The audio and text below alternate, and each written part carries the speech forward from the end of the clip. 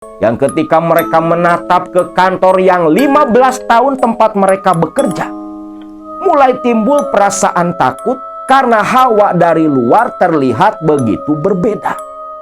Koperasi terlihat sinook, hawanya terasa angker.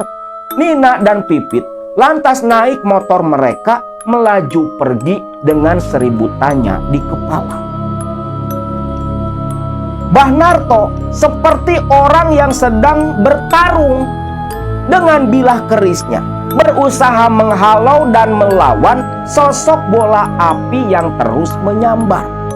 Sampai di detik terakhir, ujung keris dari Mbah Narto tepat menusuk mengenai bola api yang begitu membara.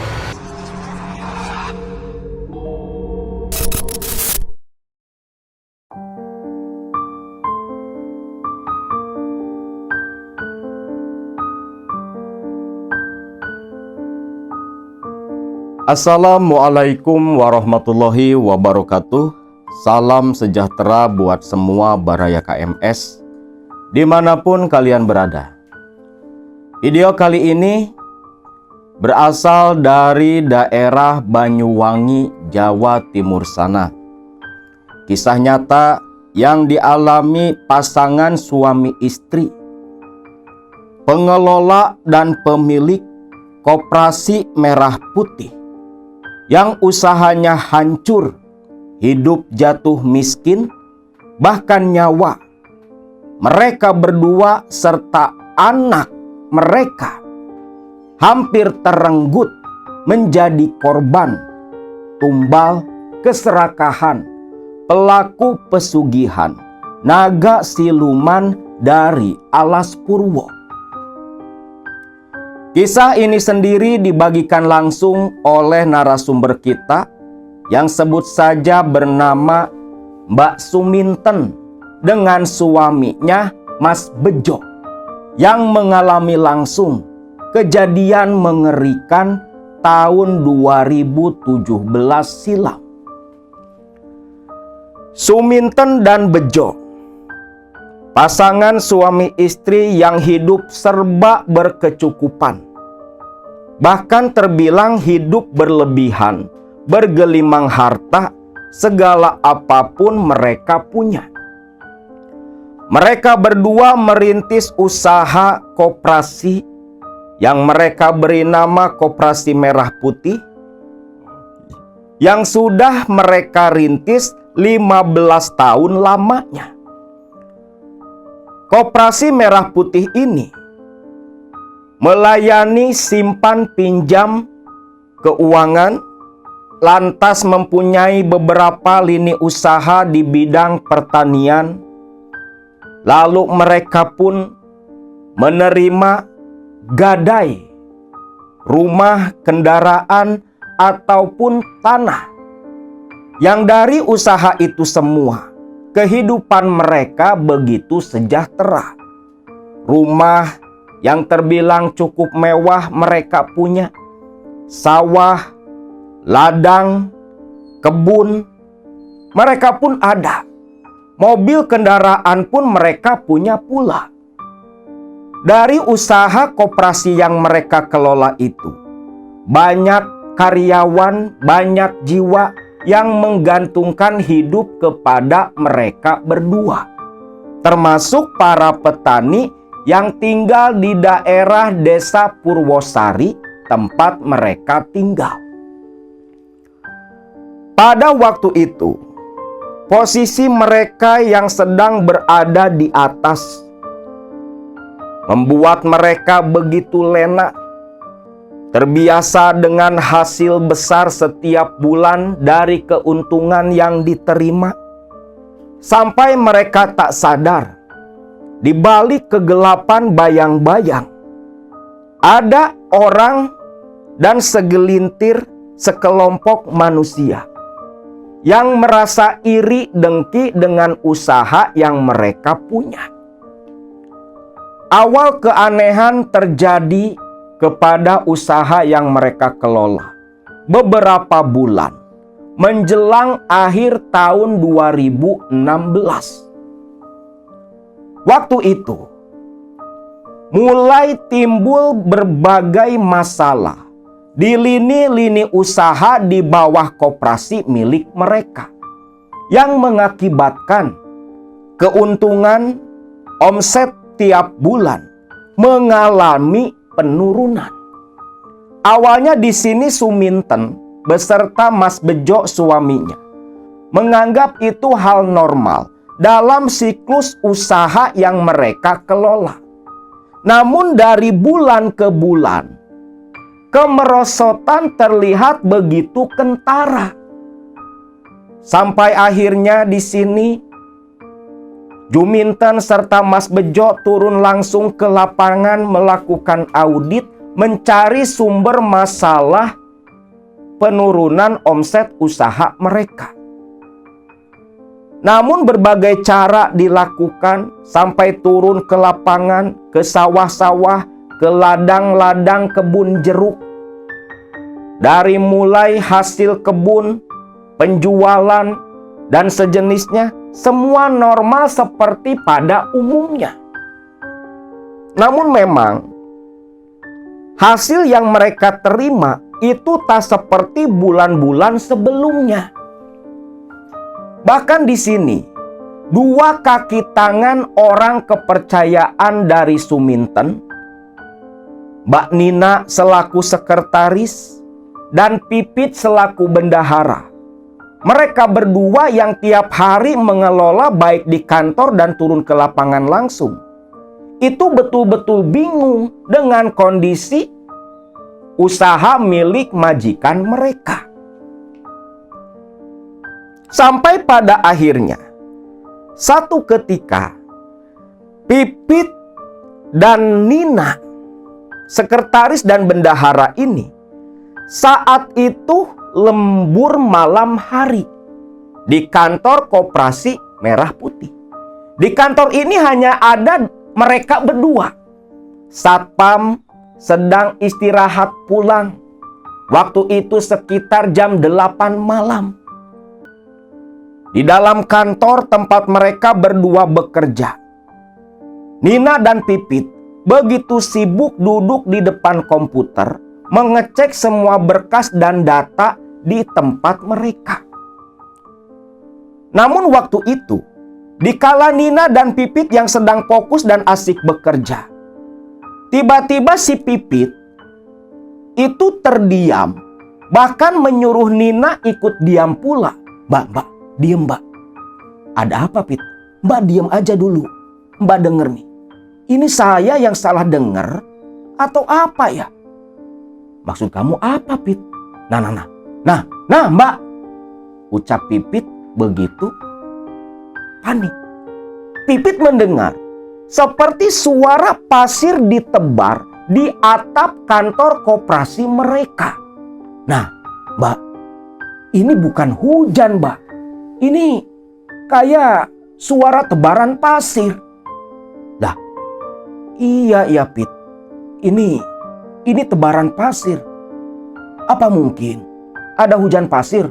Ya Allah mbak, sejak kapan ada hujan pasir? Ini ada yang gak benar mbak. Ucap Pipit yang mulai bulu kuduknya meremang. Nina pun terdiam. Tubuhnya mulai bergidik ngeri. Bukan hanya bulu kuduk yang meremang, tapi sekujur bulu di tubuh Nina ikut berdiri pula. Merasakan hawa yang tak nyaman, yang tak biasa, tiba-tiba menerpa kantor mereka.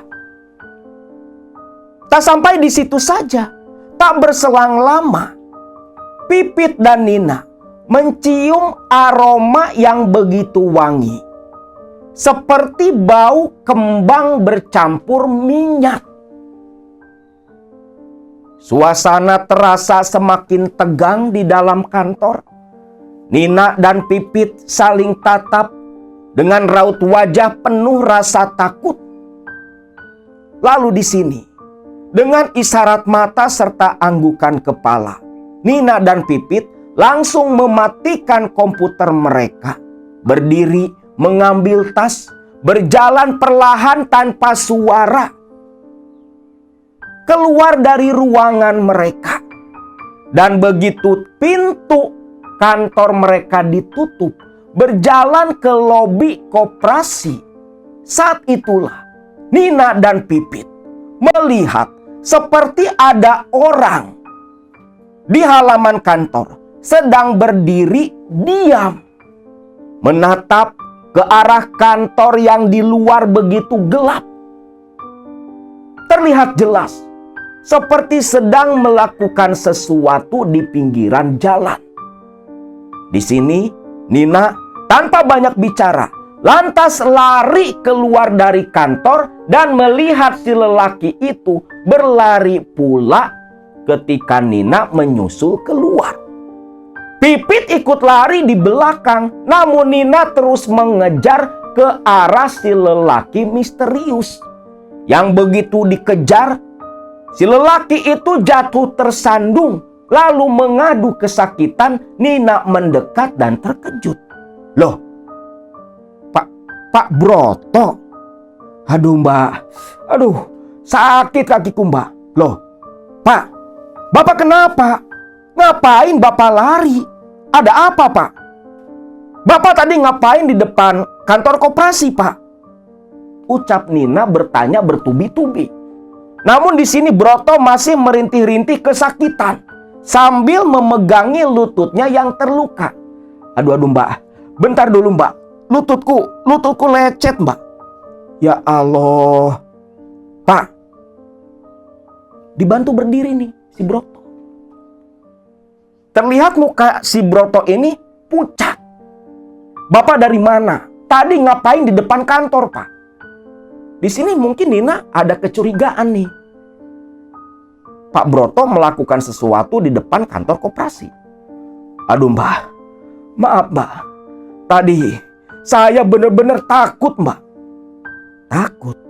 Takut apa? Mbak, waktu tadi saya lewat depan koperasi, pulang dari warung. Saya mendengar suara geraman Mbak. Suara geraman? Geraman apa Pak? Tak berselang lama terdengar suara si Pipit lari nyusul. Mbak, ada apa Mbak? Loh, Pak Broto, ini yang tadi kan Mbak? Shh, sudah, kamu diam dulu. Pak, tadi Bapak lihat apa? Mbak, saya ngelihat ada makhluk tinggi hitam Mbak. Tinggi hitam berdiri di depan koperasi Mbak. Makanya saya berhenti memperhatikan. Sampai tiba-tiba dari dalam saya ngelihat dua genderuwo keluar. Makanya saya lari Mbak. Dua genderuwo? Wah, kurang ajar Bapak. Jadi Bapak sangka saya dan si Pipit genderuwo? Demi Allah Mbak, saya gak ngelihat Mbak berdua. Yang saya lihat, yang mau keluar dari kantor itu genderuwo Mbak. Amit-amit Mbak. Makanya saya lari Mbak. Di sini Pipit dan Nina saling pandang kebingungan. Ya sudah Pak, Bapak pulang dulu saja. Pit, kita pulang Pit. Ada yang gak benar di kantor kita, ucap Nina. Broto pun berlalu sambil jalan tertatih-tatih meninggalkan Nina dan Pipit kembali ke halaman kantor koperasi.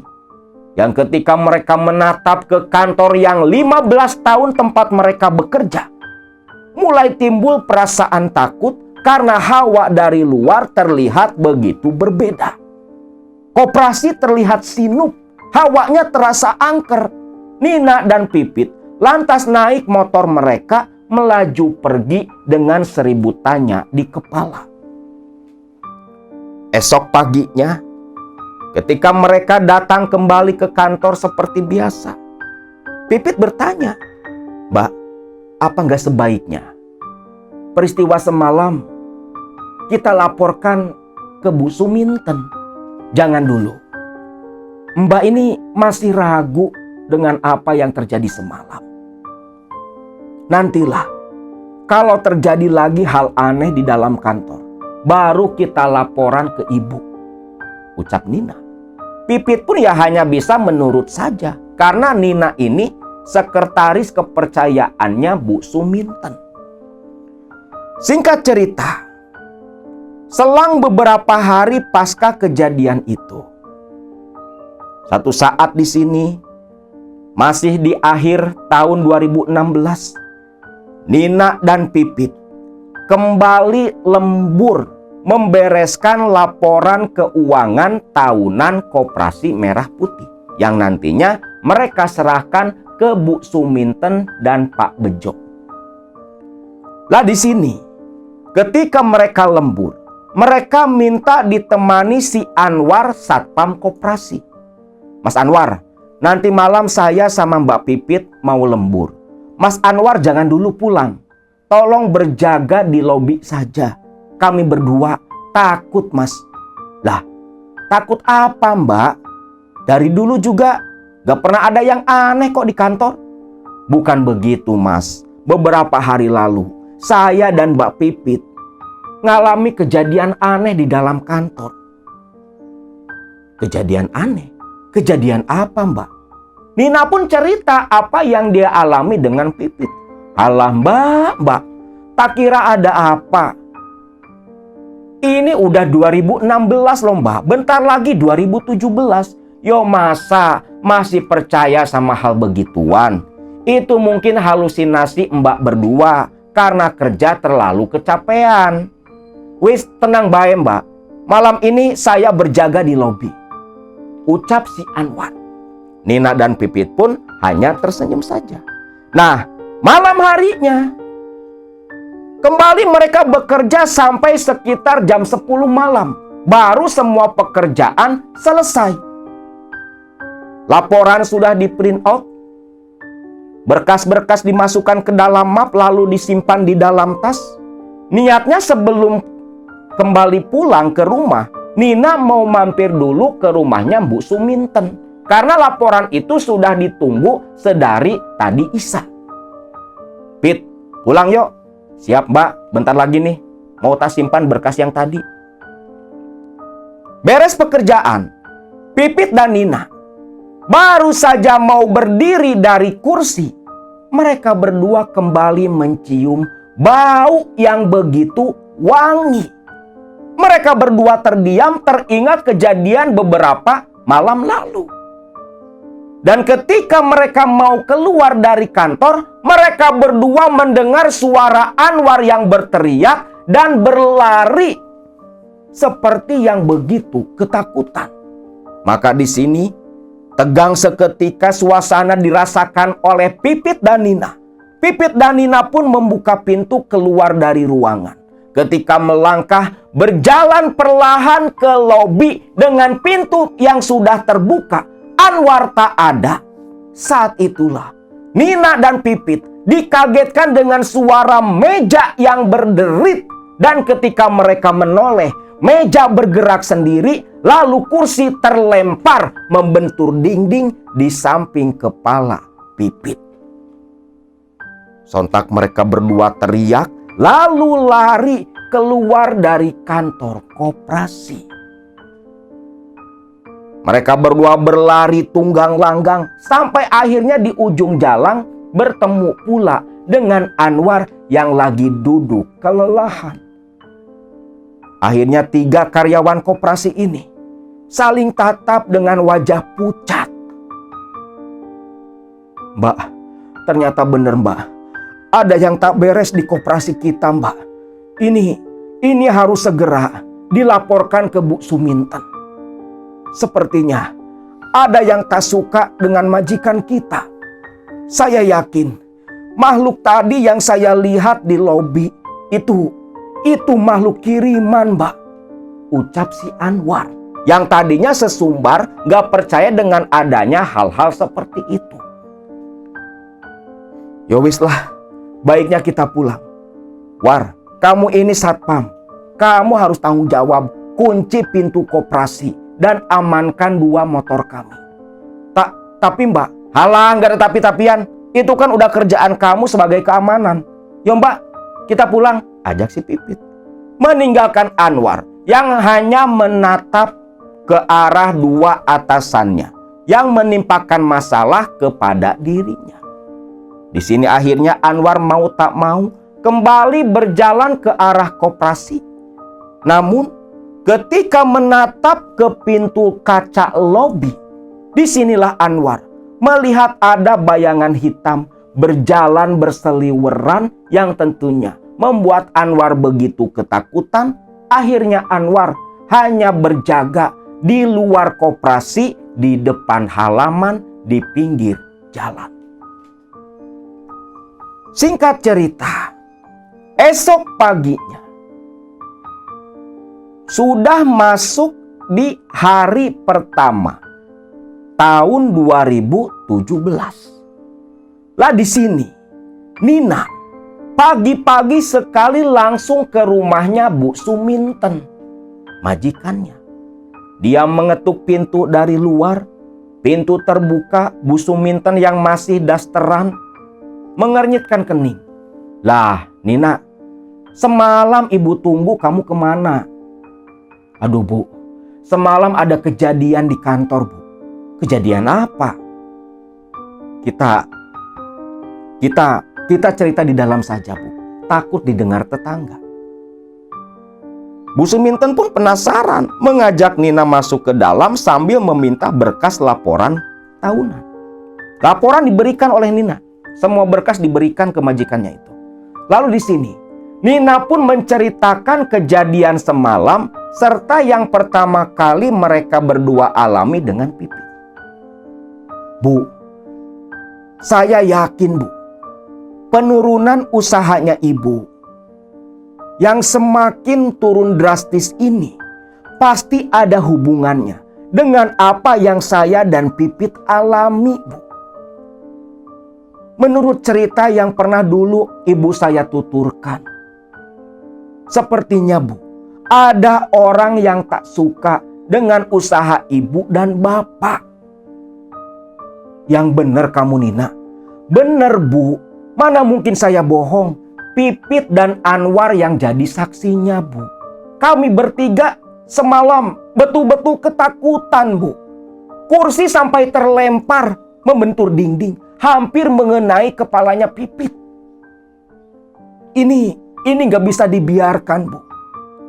Lah ternyata bukan hanya Nina, Pipit, dan Anwar tuh yang ngalamin kejadian aneh di kantor. Ternyata pagi itu Suminten pun cerita kalau dia beserta suami dan anaknya beberapa bulan ini mengalami hal aneh yang begitu di luar nalar terjadi di rumah kediaman mereka. Dari sering munculnya bau wangi ketika menjelang malam, terus keluar belatung-belatung dari celah-celah lantai keramik. Bahkan anaknya Bu Suminten itu sampai teriak ketakutan saat mau tidur karena entah dari mana di atas bantal ada seekor kelabang sebesar ibu jari tangan orang dewasa. Dan kelabang itu ketika mau dipukul oleh Mas Bejo malah hilang. Raib seolah tak pernah ada. Lantas tengah malam terkadang keran di kamar mandi menyala sendiri. Seperti ada yang bermain air, namun ketika dicek tak ada siapapun di dalam. Bahkan anaknya pernah pula melihat ada sosok bayangan hitam berlalu lalang dari ruang tamu ke dapur belakang. Nah, udah jelas ini Bu. Memang sepertinya ada yang mengirim santet kepada keluarga ibu. Ini gak bisa dibiarkan Bu.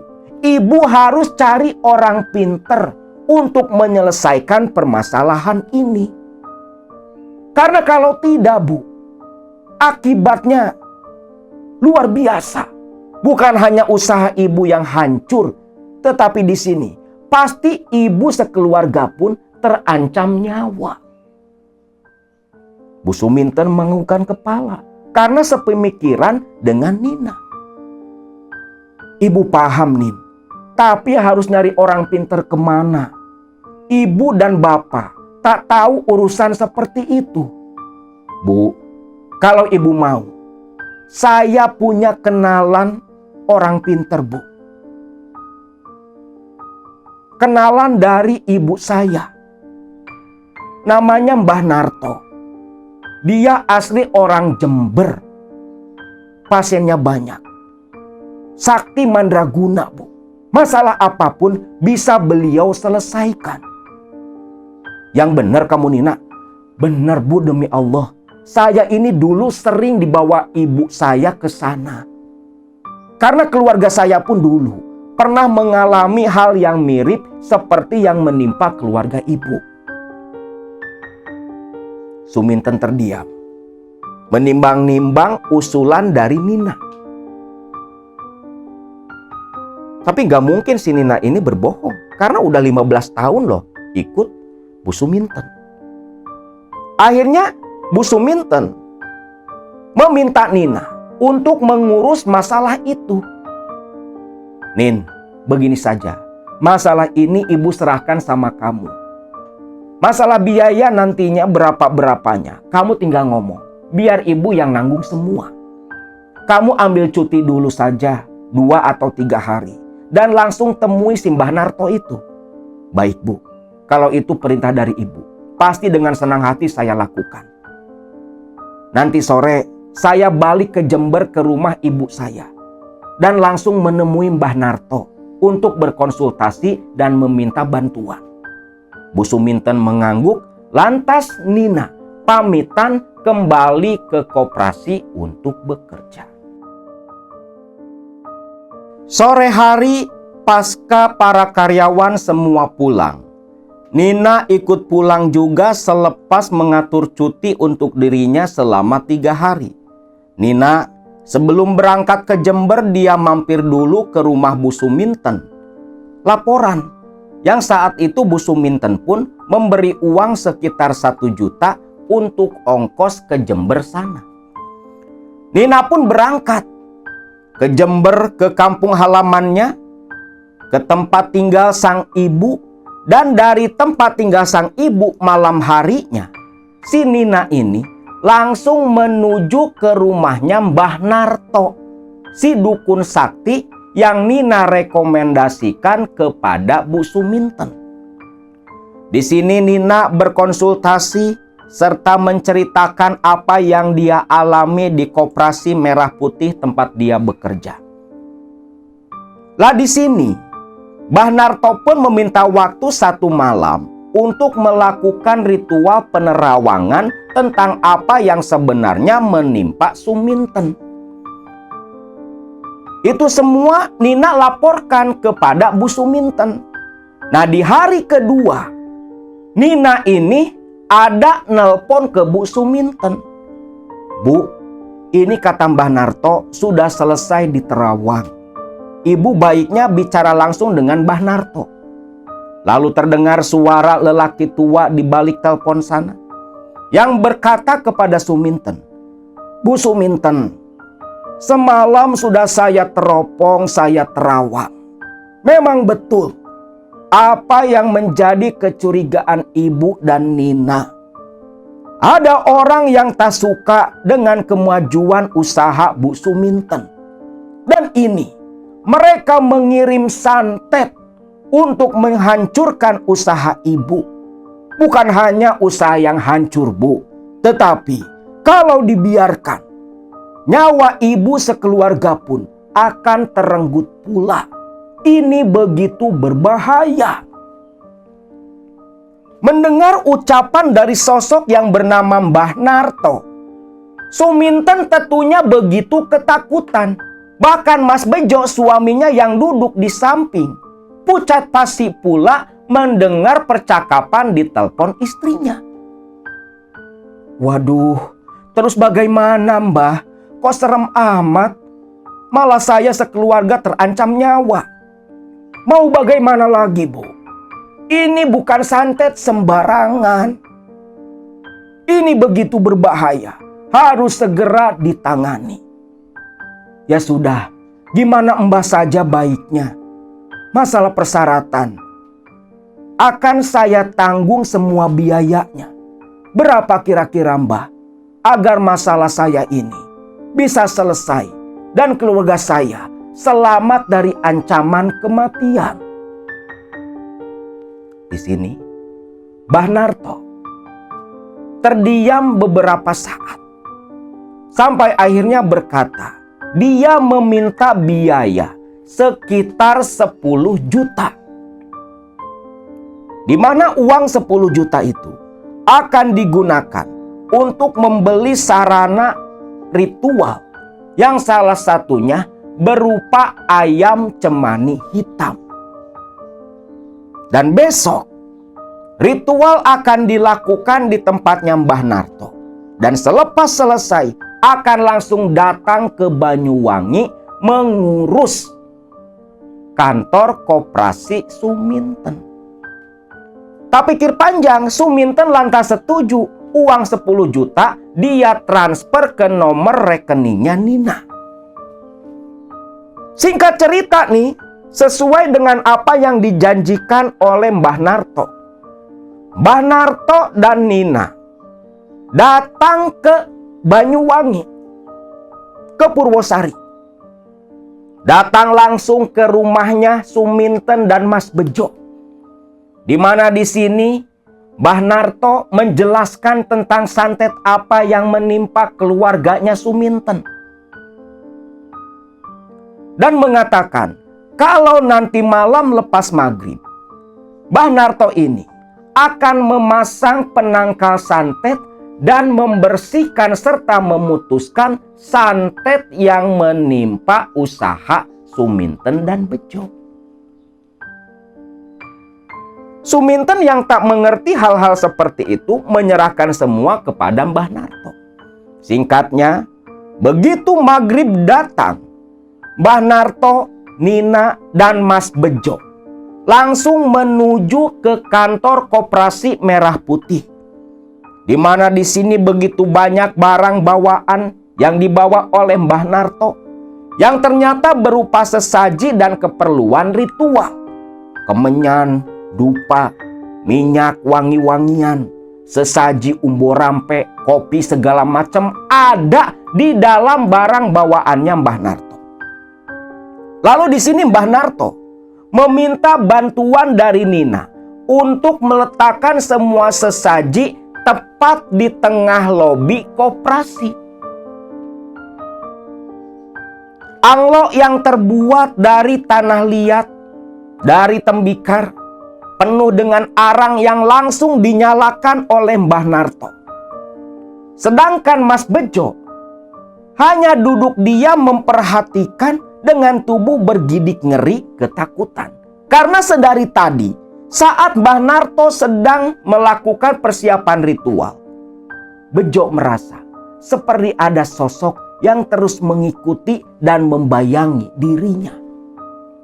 Di luar langit sudah begitu gelap. Arang dibakar oleh Mbah Narto, kemenyan ditaburkan, mantra-mantra mulai dilantunkan. Di sini, Bejo menyaksikan dengan mata kepalanya sendiri dari kaca pintu lobi.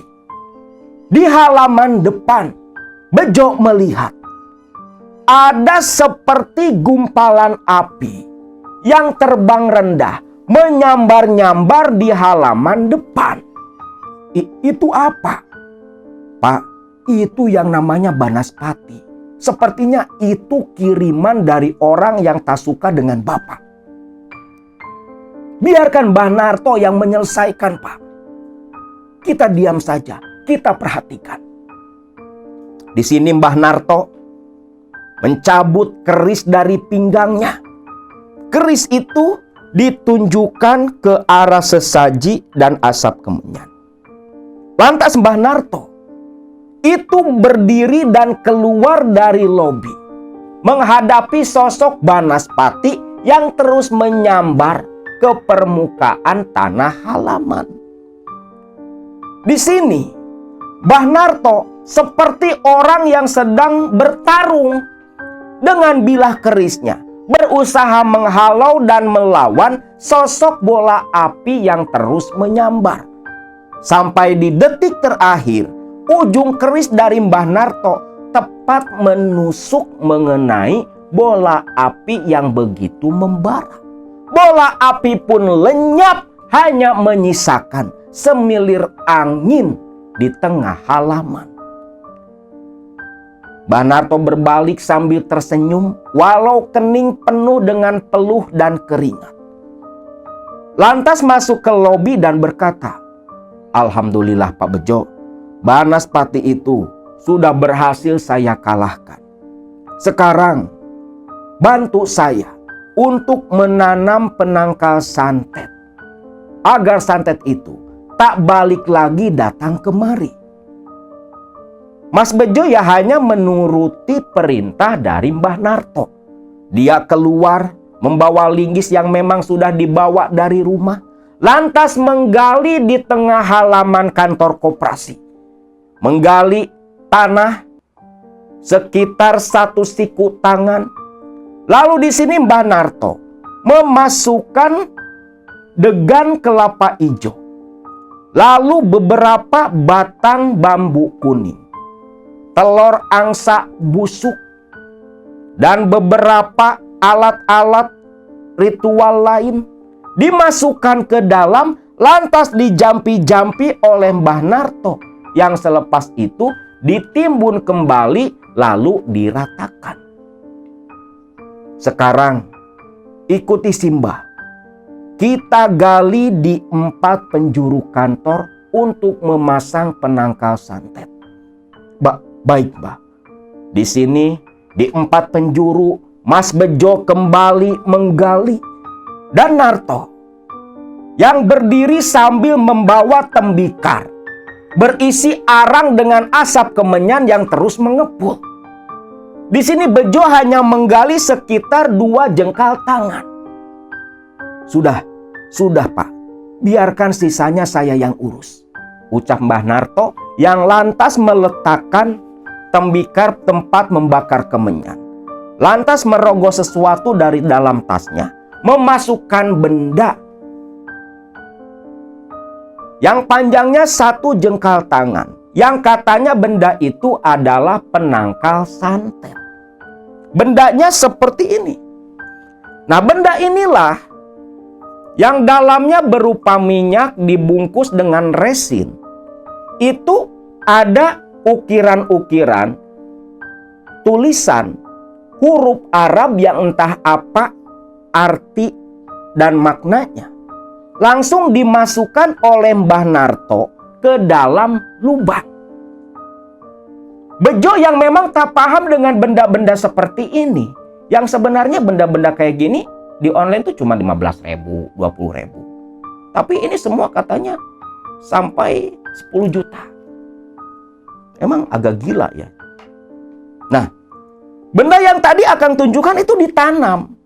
Yang tadi aja Akang sita dulu dari salah satu baraya juga, yang pernah konsultasi ke dukun di tangkal santet, yang walaupun pada akhirnya santetnya nggak hilang. Itu langsung dimasukkan ke dalam lubang. Dan bukan hanya benda yang tadi Akang perlihatkan. Ada pula botol kecil ukuran 3 mili yang isinya merah pekat. Yang ketika ditanyakan oleh Bejo, isi botol kecil itu adalah darah ayam cemani. Katanya ayam cemani, kan nggak tahu beneran ayam cemani atau bukan gitu. Toh ayam cemani di peternak cuma 700.000, 500.000, nggak sampai jutaan. Itu dikubur oleh Mbah Narto. Dan 3 lubang lainnya pun sama dimasuki benda serupa. Singkatnya, tepat jam 11 malam, semua rangkaian ritual pun selesai. Yang selepas itu, Mas Bejo, Mbah Narto dan Nani pulang ke rumahnya Suminten. Tiba di rumah langsung dijamu makan malam dengan lauk yang begitu mewah. Lepas selesai makan, Mbah Narto mengajak Suminten dan Bejo berbicara di ruang tamu, ditemani pula oleh Nina. Begini, Pak Bejo, Bu Suminten. Penangkal santet sudah saya pasang di kantor koperasi. Tetapi ini baru ritual pertama dari tahapan ritual lain untuk menyelesaikan masalah ibu bapak berdua. Loh, masih ada ritual lain, Mbah? Masih ada. Masih ada. Untuk ritual kedua, kalian berdua harus melakukan ritual di Gunung Kawi untuk memulihkan usaha kalian yang sedang hancur. Loh, Mbah, Gunung Kawi itu kan tempat pesugihan, Mbah. Kenapa kami berdua harus ritual di sana? Ucap Suminten. Di sini Mbah Narto tertawa. Memang Gunung Kawi itu tempat orang-orang mencari pesugihan. Tetapi tujuan kita ritual di Gunung Kawi itu hanya untuk ngalap berkah. Ngalap berkah ke Eyang Jugo dan Raden Mas Sujono. Apa gak bisa di tempat lain, Mbah? Jangan di tempat keramat gitu. Ya ndak bisa. Itu berdasarkan wangsit yang Simbah terima. Harus dilakukan. Kalau tidak, percuma apa yang sudah Mbah lakukan. Ingat, nyawa kalian sekeluarga terancam. Lebih sayang nyawa atau lebih sayang uang untuk biaya ritual? Bukan masalah uang, Mbah. Berapapun saya berani bayar. Tapi kalau saya dan suami harus ritual di Gunung Kawi, kami tidak sanggup, Mbah. Kami ini orang awam dan takut melakukan hal-hal seperti itu. Simbah ngerti, paham. Jadi begini, kalau memang kalian berdua tak mau pergi ritual di Gunung Kawi, tak apa-apa. Biar Simbah dan anak Simbah yang mewakili kalian ritual di sana. Namun biayanya tak kecil. Berapa, Mbah? Berapa biayanya? Asal masalah kami beres aja, Mbah. Untuk biaya ritual di Gunung Kawi, Simbah dan anak Simbah akan ritual selama 3 hari 3 malam. Untuk beli sesaji, ngasih juru kunci, dan segalanya. Itu makan biaya sekitar 7 juta. 7 juta? Gak kurang, Mbah? Gak kurang nih nanyanya. Cukup. 7 juta sudah cukup. Ya sudah, Mbah. Kalau hanya segitu, sekarang juga saya bayar, Mbah. Lalu Bejo masuk ke dalam kamar, tak lama kembali membawa segepok uang. Dia serahkan kepada Mbah Narto. Bagus. Bagus. Simbah akan langsung ke Gunung Kawi. Nina, coba kamu telepon si Doni. Suruh langsung ke Gunung Kawi, nunggu Simbah di sana. Baik, Mbah. Nina pun pamit keluar rumah. Terdengar nelpon seseorang yang itu adalah anak dari Mbah Narto. Yang akhirnya malam itu Mbah Narto menginap di rumah Suminten dan pagi-paginya langsung berangkat ke Gunung Kawi menyusul anaknya yang katanya sudah tiba di sana terlebih dulu. Mbah Narto dan anaknya Doni itu katanya ritual di pasarean Gunung Kawi di tempat di makomnya Raden Mas Sujono dan Eyang Jugo. Bukan di keraton Gunung Kawi, tapi di pasarean nih. Yang ada kelenteng, kuil Dewi Kuan Im itu, yang tempat apa? Ramalan. Nah, sedangkan sebelum berangkat ke Gunung Kawi, Mbah Narto ini menyuruh Suminten dan Bejo untuk menyiapkan kamar khusus untuk ritual. Di mana Suminten disuruh menyediakan kamar khusus dengan sprei berwarna putih, sarung bantal berwarna putih pula. Pokoknya semua harus serba putih. Yang kebetulan memang dinding kamar di rumahnya Suminten warna putih. Hal itu pun dituruti.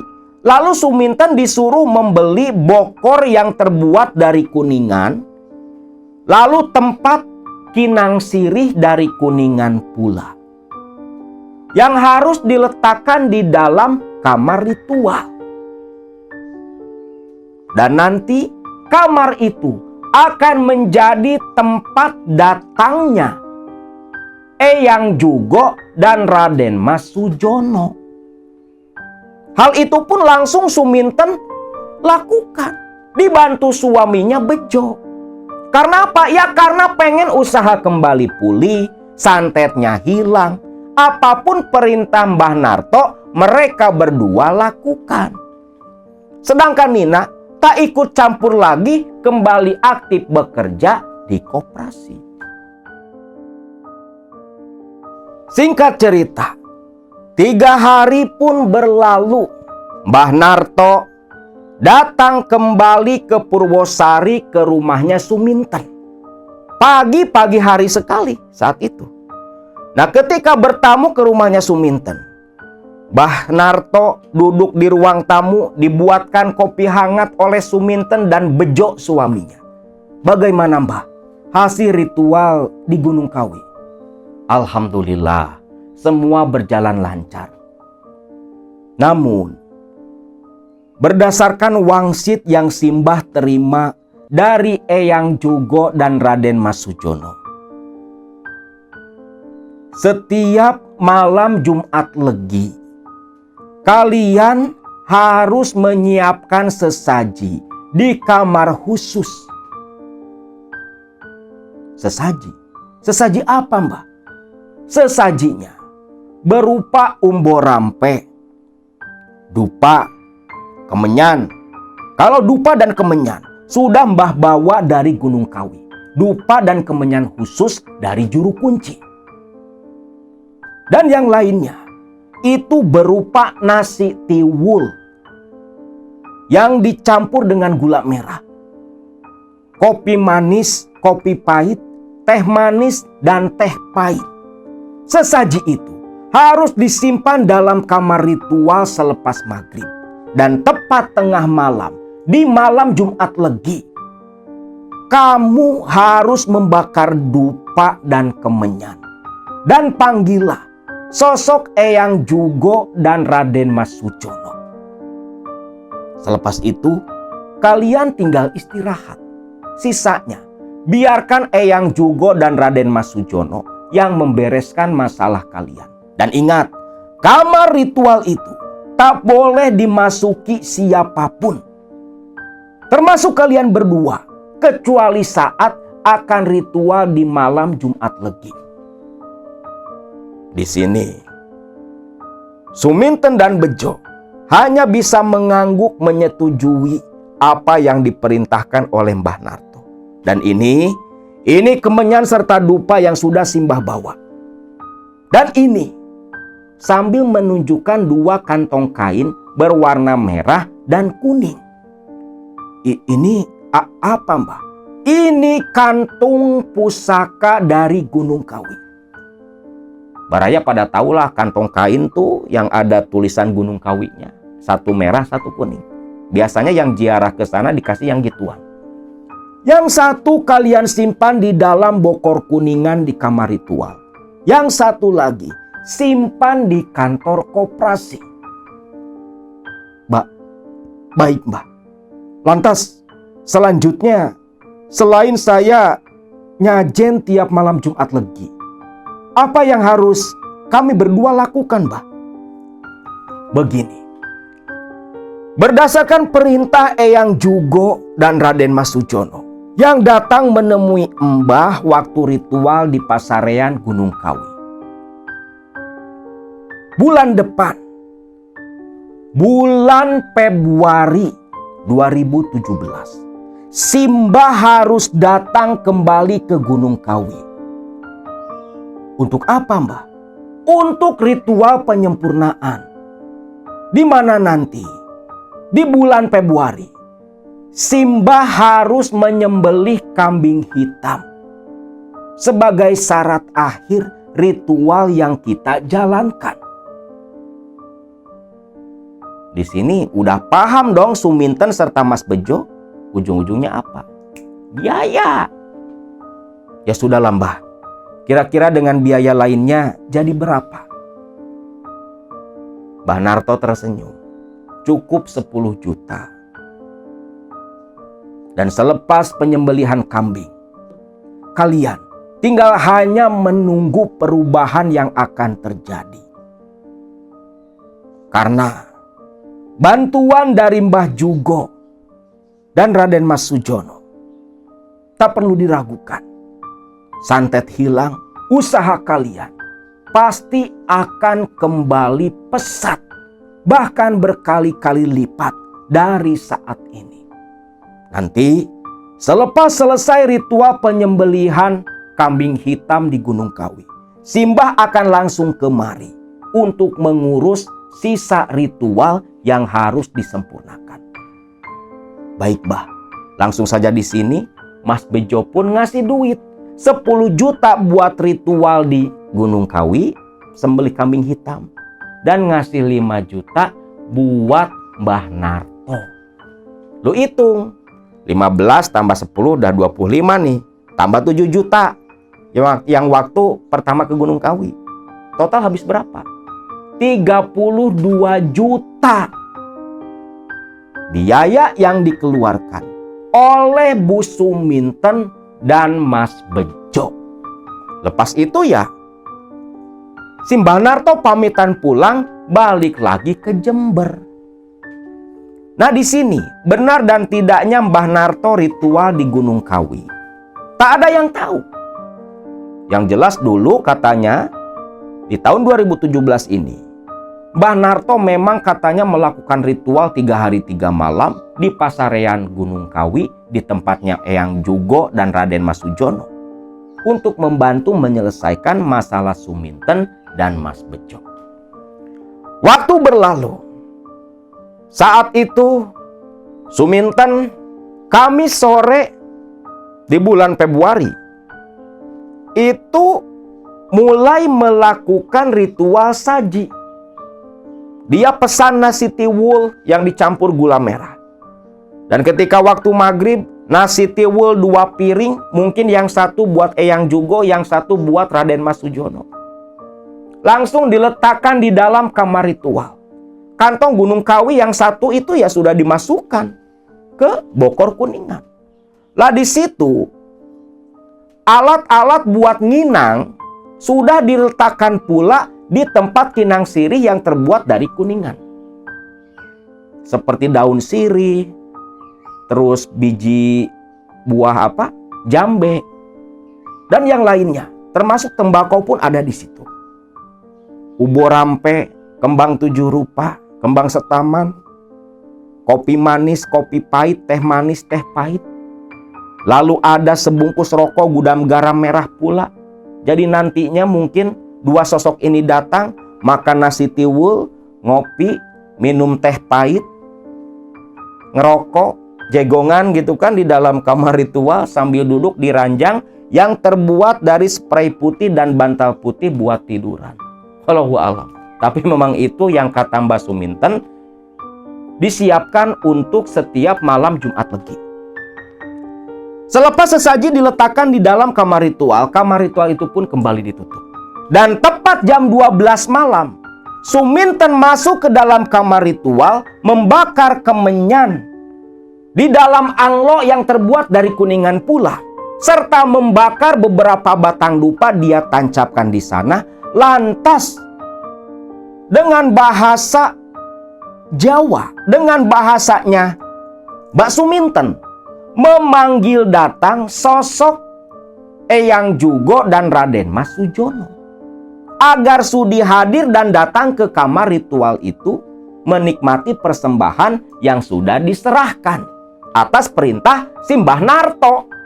Ketika selesai memanggil 2 sosok legendaris dari Gunung Kawi ini, si Mbak Suminten tak merasakan apa-apa, hanya merasakan ada semilir angin kecil di dalam ruangan kamar ritual. Lepas itu, tak terjadi hal apapun. Mbak Suminten pun keluar, mematikan lampu karena tak boleh menyala.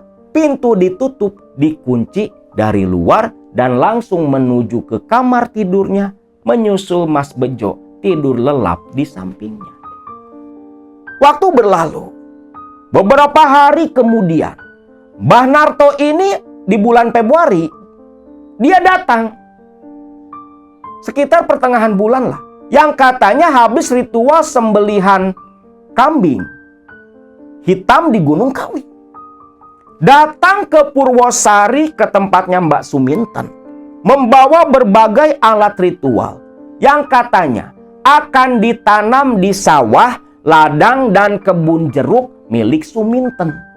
Yang pertama, agar hasil padi di sawah melimpah dan kebun jeruk melimpah pula hasil panennya, dan agar tak sampai hancur. Suminten pun hanya menurut saja. Lalu malam harinya, Mbah Narto ditemani oleh Mas Bejo serta beberapa karyawan Bejo langsung menuju ke sawah, ladang, dan kebun jeruk milik Suminten dan Bejo yang mereka kelola 15 tahun lamanya. Di sini Mbah Narto akan menanam sesuatu di sawah, ladang, dan kebun jeruk agar hasil panen padi dan panen jeruknya melimpah. Malam hari dibantu para karyawan, Bejo menggali lubang di pematang sawah. Lalu Mbah Narto ini meletakkan sesuatu yang tak dipahami oleh Bejo. Lantas kembali ditimbun. Hal serupa pun dilakukan di ladang serta kebun jeruk.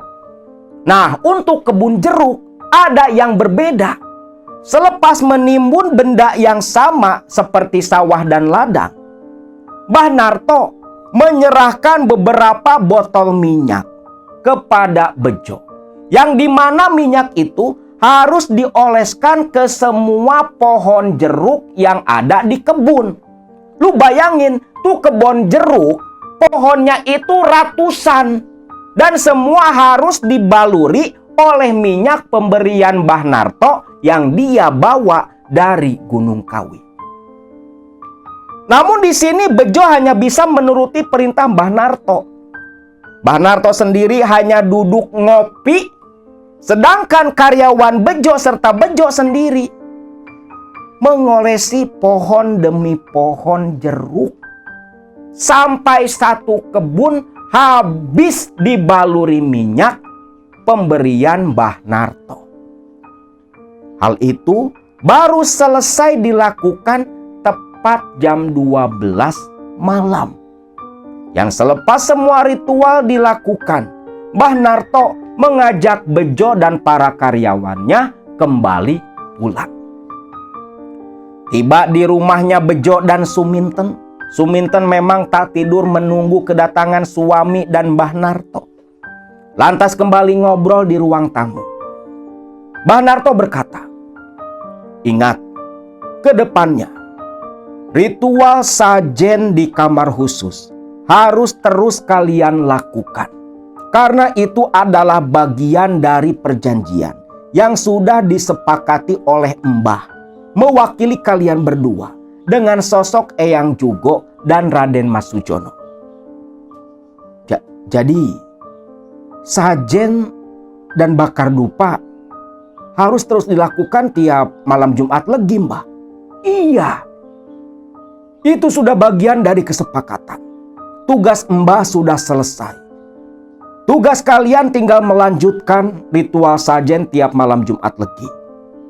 Dan sisanya bisa kalian nikmati bukti nyata dari kekuatan Gunung Kawi, Mbah Jugo dan Raden Mas Sujono yang akan kembali memulihkan usaha kalian, bahkan berlipat-lipat ganda hasilnya nanti yang akan kalian terima.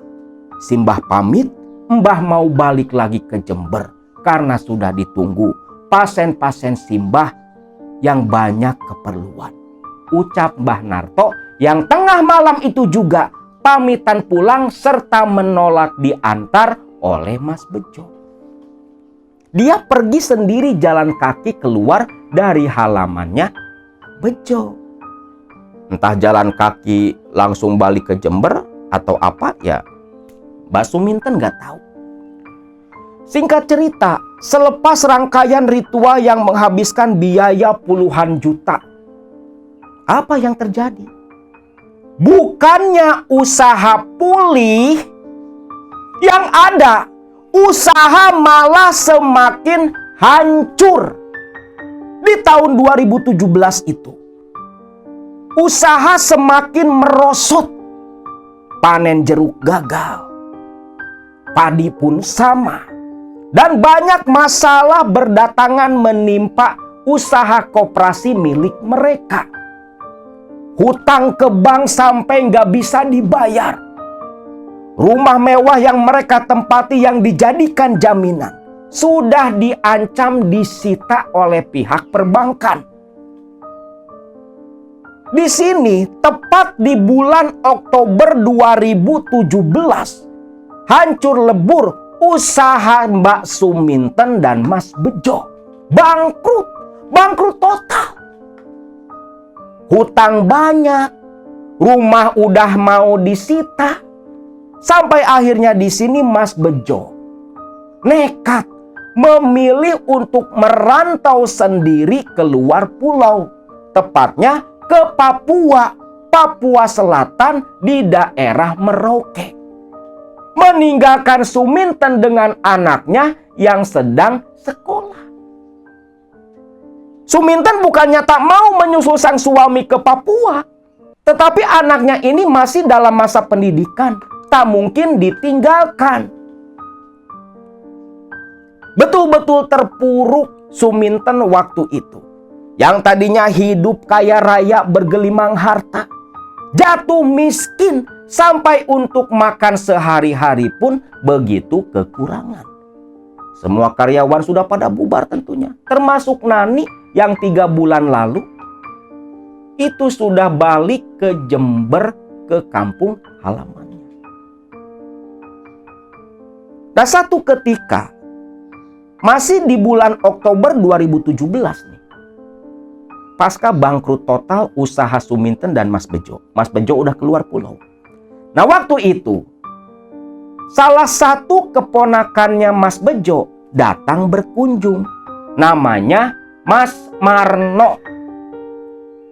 Marno keponakan Mas Bejo yang cukup dekat, tetapi karena merantau di luar kota, tak tahu kondisi yang menimpa bibi dan pamannya. Nah, ketika datang ke Purwosari, ke rumahnya Suminten, Marno terkejut selepas tahu dari cerita sang bibi kalau usaha sudah hancur lebur. Di sini Suminten pun curhat, bahkan menceritakan tentang ritual yang menghabiskan uang puluhan juta. Yang di sini memang Suminten tetap punya pemikiran kalau hancurnya kehidupannya itu adalah ulah orang yang tak suka dengan kemajuan usahanya Suminten. Marno terdiam mengernyitkan kening. Jadi, bibi sudah dibantu oleh dukun dari Jember dan habis puluhan juta, Bi. Iya, no. Bibimu ini habis uang puluhan juta. Tapi tak ada bekasnya. Yang ada usaha bibi malah hancur lebur, no. Bibi sudah tak punya apa-apa. Bahkan pamanmu sampai nekat merantau ke Papua. Dan entah apa nasib yang dia terima saat ini. Entah seperti apa kondisinya di sana. Bi, kenapa harus minta tolong jauh-jauh ke orang lain? Ada loh adik sepupunya Mang Bejo yang jadi paranormal, Bi. Loh, emang ada? Ada, Bi. Namanya Mas Paiman. Sebaiknya bibi minta bantuan saja sama Mas Paiman. Siapa tahu masalah bibi bisa selesai. Dan bibi bisa bangkit kembali meniti usaha. hidup baru lagi, Bi. Ya sudah, No. Kalau memang dia bisa, Bibi minta tolong sama kamu. Tolong kamu jemput si Paiman. Biar bantu usaha Bibi. Bantu masalah Bibi dan pamanmu ini, No. Baik, Bi. Baik. Nanti secepat mungkin saya temui Mas Paiman. Dan nanti saya bawa kemari untuk membantu Bibi. Singkatnya, selepas itu Marno pun pamitan pulang. Waktu itu memang si Marno ini sudah pulang dari perantauan, kembali tinggal di Banyuwangi. Hari itu, Kamis sore, tanggal 26 Oktober 2017. Marno datang ke Purwosari bersama Paiman untuk membantu masalah Suminten dan Mas Bejo. Tiba di rumah yang sudah mau disita itu, Paiman disambut oleh Suminten dan anaknya. Di sini Suminten pun cerita apa yang menimpa keluarganya. Mbak, kenapa Mbak nggak dari dulu cerita ke saya? Lah, Mbakmu ini yang mana tahu kamu punya kelebihan seperti itu. Mbak kan gak tahu kalau kamu ini jadi paranormal. Paiman, tolong bantu Mbak. Mbak sudah hancur-hancuran. Harta sudah hampir tak tersisa. Buat sehari-hari pun. Mbakmu ini begitu kesulitan. Baik, Mbak. Nanti selepas maghrib, saya akan coba bantu gali sumber masalah yang menimpa Mbak dan Mas Bejo. Lalu Paiman sholat maghrib berjamaah dengan si Marno. Selepas selesai sholat maghrib, kembali ke ruang tamu. Duduk berhadapan dengan Mbak Suminten, sedangkan anak Suminten disuruh masuk ke dalam kamar. Lantas di sini, Paiman menyulut rokok kreteknya. Lalu mengambil sepotek kemenyan dari tasnya. Dia letakkan di barak rokok. Paiman duduk bersila di atas kursi. Mata dia pejamkan. Kepalanya ditundukkan ketika asap kemenyan di barak rokok mengepul. Di sini Paiman berkata, Mbak, nanti arah manapun yang saya tunjuk dengan tangan saya, berarti disitulah sumber semua masalah yang menimpa keluarga Mbak, ucap Paiman. Suminten mengangguk. Suasana di dalam ruang tamu terasa begitu tegang. Lalu Paiman kembali berkonsentrasi, lantas merapalkan sebuah ajian yang dia miliki untuk mencari sumber masalah yang menimpa keluarga Suminten dan Mas Bejo. Di sini Paiman mulai membaca sebuah mantra yang ketika mantra itu mengalun lembut dari bibir Paiman, rumah terasa begitu menyeramkan. Bahkan kursi yang diduduki oleh Suminten dan Marno terasa bergetar seolah datang gempa ke kediaman mereka. Paiman melantunkan mantra yang dia ucapkan. Ingsun matek aji ajiku si wewe putih. Wewe putih metu maring lor kidul wetan. Sing manjing, sing urung niate kungkuban. Ado basak basaning irung kiwa tengen. Metu bende, metu mira salulung dewe. Adoh-adohan wewe putih cedik niat ingsun. Sir, sir, sir maring badan sakelirku. Ingsun matek aji ajiku si wewe putih. Wewe putih metu maring lor kidul wetan. Sing manjing sing urung niate kungkuban. Adoh basak basaning irung kiwa tengen. Metu bende, metu mirah salulung dewe. Adoh-adohan wewe putih cedik niat ingsun. Sir, sir, sir maring badan sakelirku. Mantra itu terus diulang, dilantunkan, rumah terasa semakin bergetar. Anehnya di sini, potekan kemenyan yang begitu kecil, namun asap kemenyan terus membumbung. Lalu tubuhnya Paiman mulai bergetar dan tangan kanannya bergerak sendiri, lantas menunjuk ke sebuah ruangan yang ketika Suminten menoleh ke arah yang ditunjukkan oleh tangan kanan Paiman, ternyata mengarah ke kamar tertutup, kamar ritual untuk memanggil Eyang Jugo dan Raden Mas Sujono. Selepas itu, Paiman berdiri dalam kondisi masih memejamkan mata. Lantas tubuhnya kejang-kejang, jatuh terduduk, membuka mata. Napas ngos-ngosan tersengal-sengal, begitu kelelahan. Di sini Paiman berusaha menenangkan diri. Dia langsung ambil kopi hitam, dia teguk. Lantas selepas itu dia bertanya, "Bagaimana Mbak? Ke arah mana tadi tangan saya menunjuk?" "Ke sana Man, ke sana. Itu mengarah ke kamar ritual Gunung Kawi." "Hah? Kamar ritual?" "Iya Man.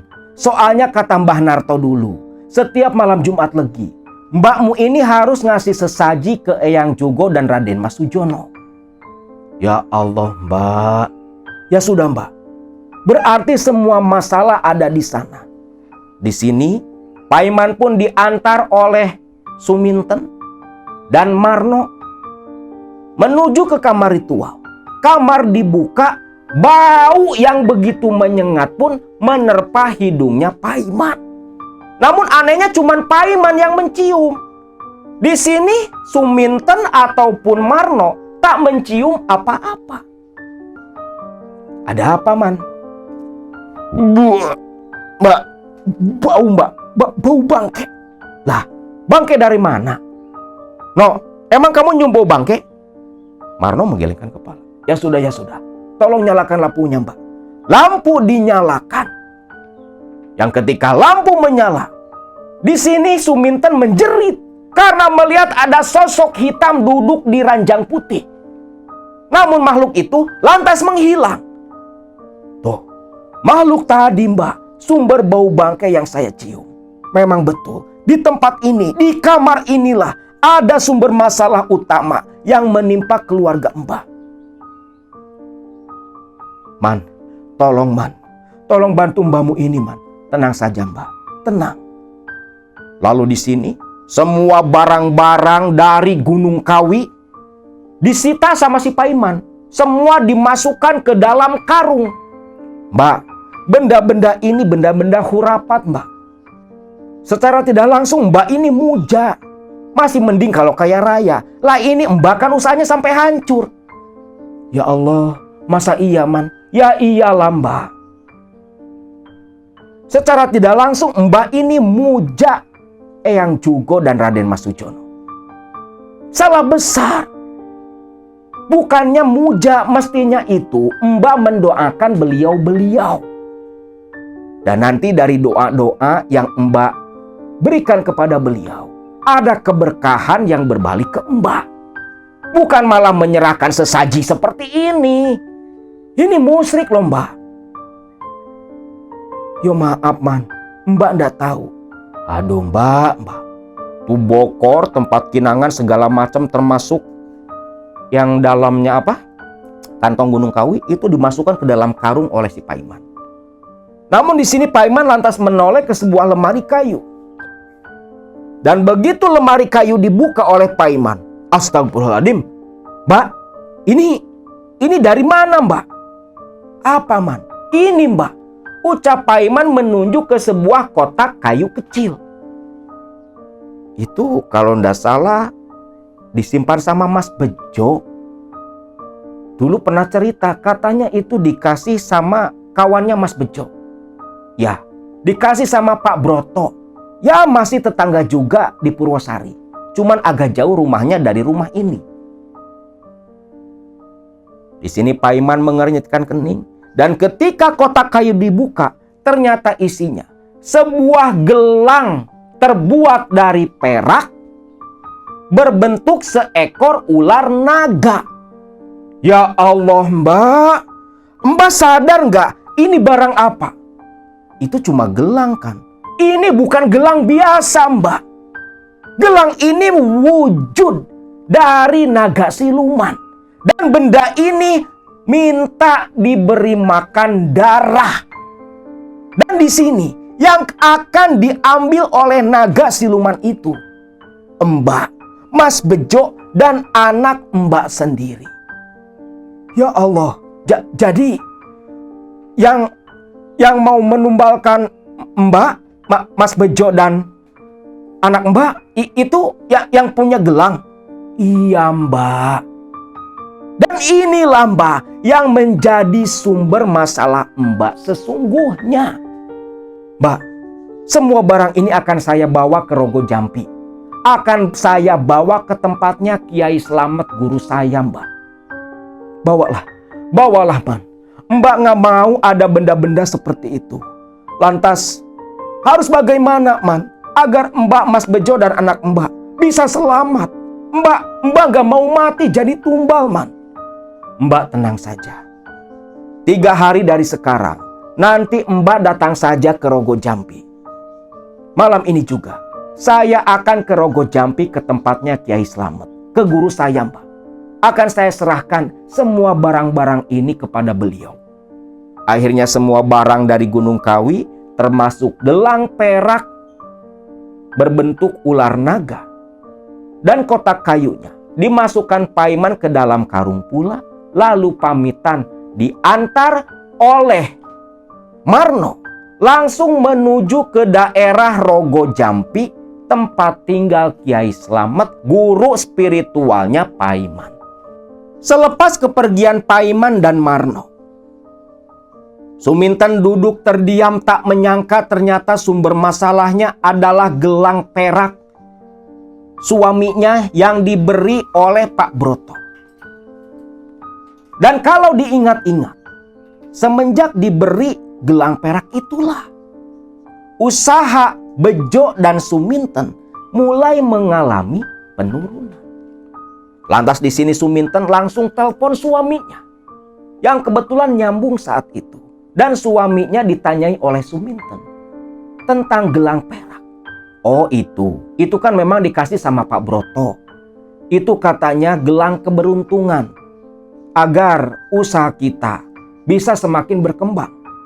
Lalu di sini Suminten pun marah-marah. Dia ceritakan kalau menurut Pak Iman, adik sepupu dari Mas Bejo, gelang itu adalah perwujudan dari naga siluman yang bahkan meminta tumbal nyawa Suminten, nyawa Bejo, dan anak mereka. Tentunya di sini Bejo pun tak menyangka kalau ternyata yang menjadi penyebab kehancuran hidupnya tak lain adalah Broto, kawan karibnya. Broto adalah salah satu warga Purwosari, kawan karib dari Mas Bejo.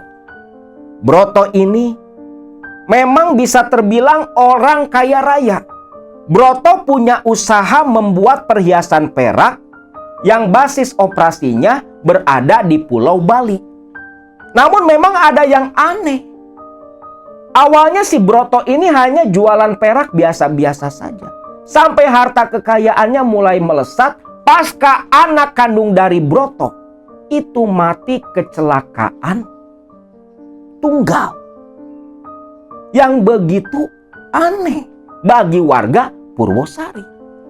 Nah, pasca anaknya itu mati, usaha Broto melesat maju sampai jadi orang kaya raya di Purwosari. Dan di sini Suminten tak menyangka ternyata Broto bisa kaya raya dari hasil muja siluman naga.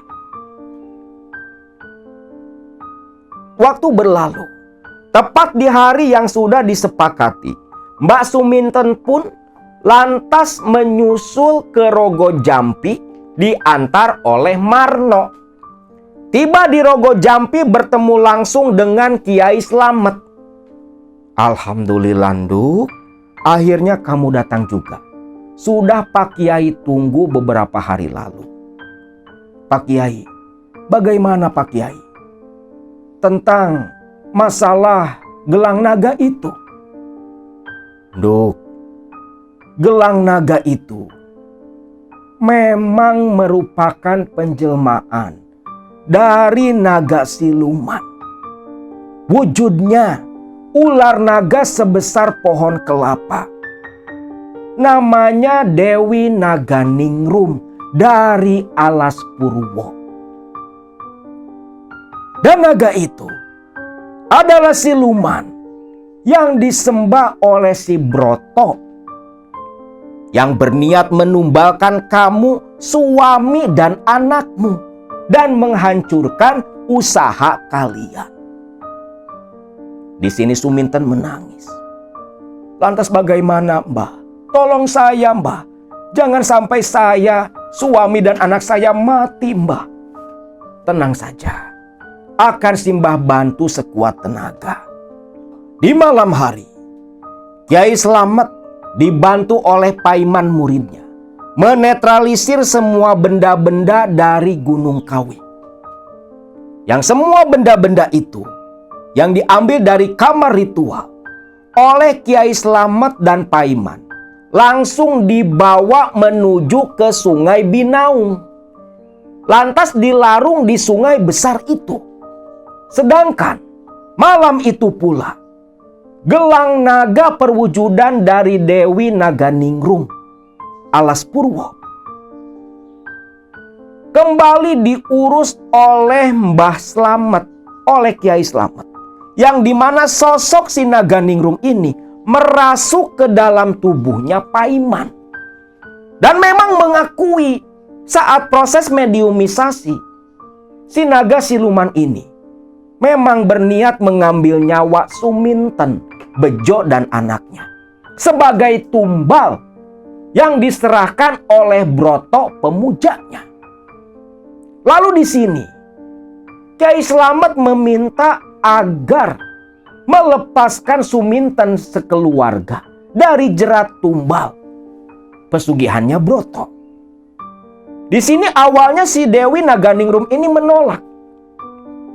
Namun Kiai Slamet dengan kekuatan yang dia miliki akhirnya bisa mencapai kesepakatan nyawa Suminten, Bejo dan anaknya bisa diganti dengan hal lain, yang dimana Dewi Naganingrum ini meminta ganti 3 ekor kambing. Dan selepas itu si Dewi Naganingrum minta diantarkan pulang secara langsung ke Alas Purwo, digendong oleh Kiai Slamet. Hal itu pun disetujui oleh Kiai Slamet. Singkatnya, besoknya langsung melakukan prosesi penyembelihan. Lalu 3 kepala kambing itu pun dibawa oleh Kiai Slamet. Malam harinya, membawa 3 kepala kambing, mengendarai mobil dengan Paiman dan Marno, langsung menuju ke Alas Purwo. Dari Rogo Jampi ke Alas Purwo, kalau tak salah kurang lebih sekitar 45 km. Tiba di gerbang Alas Purwo, Kiai Slamet turun dari mobil sendiri dengan tubuh membungkuk, napas tersengal-sengal seperti menggendong sesuatu yang begitu berat. Dan tangan kanannya itu sambil menenteng 3 kepala kambing yang diselimuti kain putih. Masuk sendiri ke dalam Alas Purwo. Paiman dan Marno hanya menunggu di dalam mobil. Selepas beberapa jam menunggu, akhirnya sosok Kiai Slamet kembali datang, masuk ke mobil dengan tubuh bersimbah keringat. Sudah selesai. Naga siluman itu sudah kukembalikan ke Alas Purwo. Kita pulang, ucap Kiai Slamet. Rombongan pun pulang kembali ke Rogo Jampi. Nah, pasca diurus oleh Kiai Slamet Tentunya dengan biaya yang tak kalah besar dari Mbah Narto. Itu pun uang sisa tabungan yang tadinya mau digunakan untuk modal usaha. Namun demi nyawa, karena nyawa lebih berharga daripada uang, Suminten pun merelakan itu semua. Nah, selang beberapa bulan, nih pasca diurus sama Kiai Slamet, terdengar kabar keponakan dari Pak Broto meninggal kecelakaan di Bali. Nah, keponakan Pak Broto ini namanya Andi, memang bekerja di tempat perhiasan perak milik Broto. Lalu berikutnya, tersiar kabar ibu dari Pak Broto yang meninggal mendadak. Yang dalam 1 bulan itu, di bulan 11, bulan November 2017, ponakan Pak Broto mati, disusul oleh ibu kandung dari Pak Broto. Yang tak berselang lama, Pak Broto sendiri pun mati pula, mati mendadak, ditemukan tak bernyawa di dalam toko perhiasan perak. Nah, mungkin sepertinya karena gagal menumbalkan Suminten dan keluarga, Broto dan keluarganya lah yang malah diambil oleh sosok siluman ular naga Dewi Naganingrum dari Alas Purwo. Lalu di akhir tahun 2017, selepas anaknya Suminten libur semester, Suminten pun menyusul ke Papua, merantau bersama sang suami. Tinggal merantau di daerah Merauke, meniti kembali usaha, dagang, berjualan. Namun anehnya, usaha apapun yang dilakukan oleh Mbak Suminten dengan suaminya Mas Bejo, hingga saat ini tahun 2026, selalu hancur, hancur, dan hancur. Dan hingga detik ini, Mbak Suminten dengan Mas Bejo masih tinggal di Merauke sana. Belum pulang ke Banyuwangi. Karena di sana pun, di Merauke, hidup mereka begitu serba kesusahan. Bahkan untuk makan sehari-hari pun mereka berdua masih begitu kekurangan. Itulah kisah yang dibagikan oleh Mbak Suminten, narasumber kita dari Banyuwangi, pemilik usaha koperasi merah putih yang dulu berjaya 15 tahun lamanya, akhirnya hancur lebur karena ulah orang yang iri dengan kemajuan hidup mereka dan hampir mati pula dijadikan tumbal pesugihan naga siluman dari Alas Purwo.